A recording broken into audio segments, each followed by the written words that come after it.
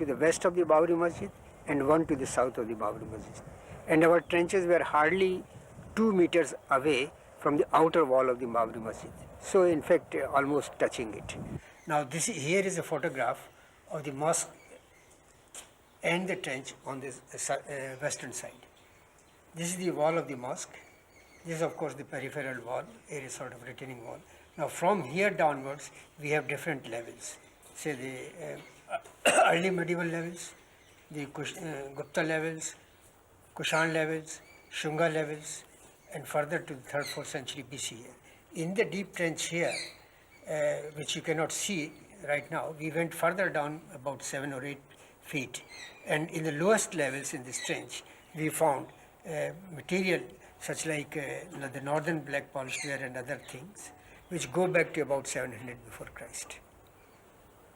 This is the lowest deposit, and this probably is the time of Lord Ram, because similar evidence comes from other places like Shrangverpur, Bharadwaj Ashram, Chitrakoot, which are associated with the Ram story.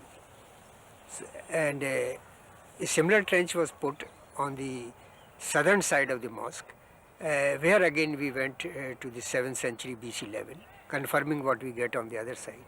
In fact, we excavated at 14 places at Ayodhya, so that we did not miss the lowest levels, and we got the same kind of evidence. Well, as I told you, we put a trench on the southern side of the mosque. What you see in this photograph, this is the wall, outer wall of the mosque. This is a recent surface accumulation, but ancient surface is here. As we went about 25 to 30 centimeters below it, we came across a series of pillars. You can see 1, 2, 3, and this one is gone. Another row can be seen sticking out of this section. Now these brick bases are likely to have carried the stone pillars that you now see in the mosque. These are oriented along the cardinal directions, that is north, south and east, west. Likewise, in the mosque, you see these pillars, they are also oriented along the cardinal direction, east, west and north, south. These pillars carry typical Hindu motifs which are found on the pillars in temples.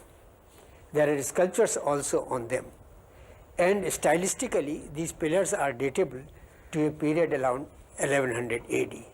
So there is enough circumstantial evidence to connect these stone pillars with the bases which we saw in the previous photograph, brick bases found in the excavation.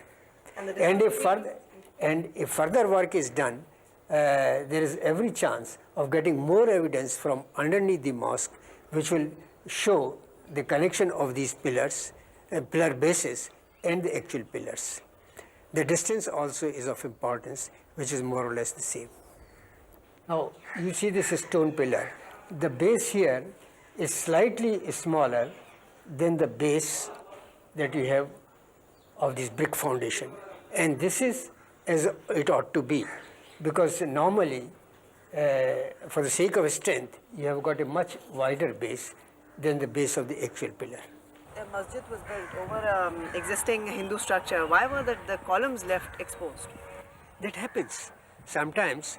If you see in various places where this has been done, plinths and parts of columns still stand. In fact, in Delhi itself, there is the mosque Quwwatul Islam. Many of the pillars are still standing there, and over that a dome has been put. And this was nothing unusual. You see, when the Muslim invaders came, they naturally wanted to, sort of show their strength. And as a result of that, there is an inscription in this mosque, the Delhi mosque, known as Quwwatul Islam, that as many as 27 temples were destroyed to produce this mosque. And the very word Quwwatul Islam means the might of Islam. The whole idea was that the invader must impress upon the invaded that they are powerful. And a sort of terror situation was created by it, which perhaps any invader might do. Now, interesting thing is that this is the destruction level of these pillars, and it is from this layer that we found the glazed pottery, which I will show you presently. And the layer which has the material of destruction is of about 1500 AD or thereabouts, because we have got plenty of glazed pottery from this, which is so typical of the Muslim period in India.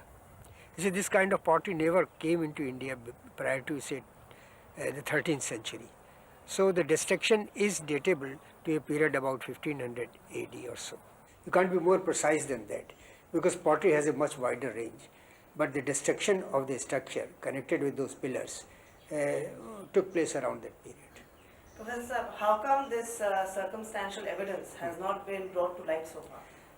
Well, 2 years ago, I submitted a report to the government through the Director General, and maybe they are thinking of publishing it as and when it suits, or as and when it is possible. Why it has not been done so far, I really cannot comment on that.